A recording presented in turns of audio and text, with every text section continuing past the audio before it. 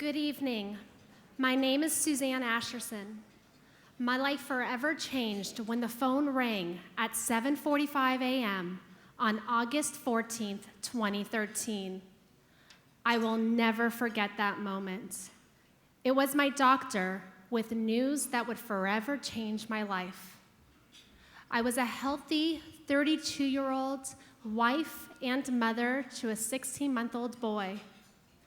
My world became shattered, and I went to a dark place full of confusion, fear, and anger. As the tears welled up in my eyes, I had to muster all the strength and courage to utter the scariest words imaginable. I have breast cancer.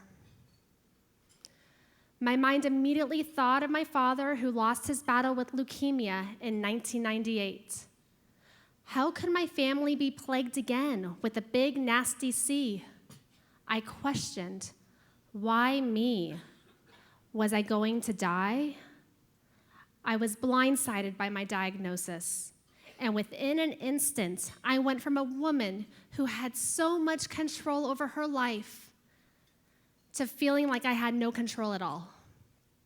As a young mother, I knew I had no choice but to put one foot in front of the other and do everything that was possible in order to be around for my son's future.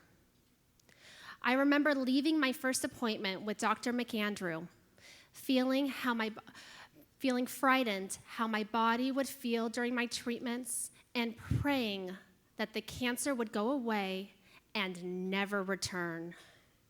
I was angry that instead of planning play dates and date nights, I was now scheduling 6 rounds of grueling chemotherapy, multiple debilitating surgeries, 33 rounds of burning radiation, and so much more. My nightmare included never-ending needles, extreme exhaustion, stomach pain, a raw mouth, and body pains that I can only imagine is what it would feel like to be flattened by a steamroller. Throughout my cancer treatments, surgeries, and months of healing, I was robbed of the pleasures that we take for granted, like simply picking up my young son. I'll never forget the night before my double mastectomy, when I explained to him that I would be at the hospital for a few days, but I would be back, and how much I loved him. In one of the most memorable moments of my life, he uttered for the very first time, "I love you, Mama." It made me cry. I consider myself lucky. My body has been through a lot and is riddled with scars, but I am thrilled to shout that I am a survivor.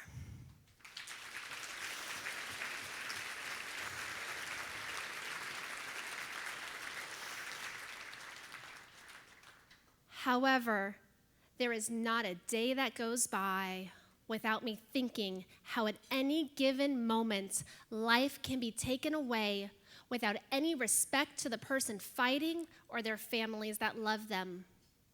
Look around this room and realize that cancer has touched every single one of us.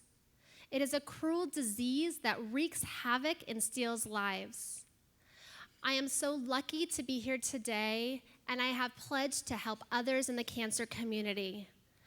I joined the executive board of Cancer Free Generation, a young leadership division of Tower, because they make a difference in the mission to make the next generation truly cancer-free. I am forever grateful to the doctors, researchers, and the invaluable accomplishments made by Tower Cancer Research Foundation. My dream is a future where my child has to never hear the word cancer, a future filled with health, laughter, and bright promises. Thank you.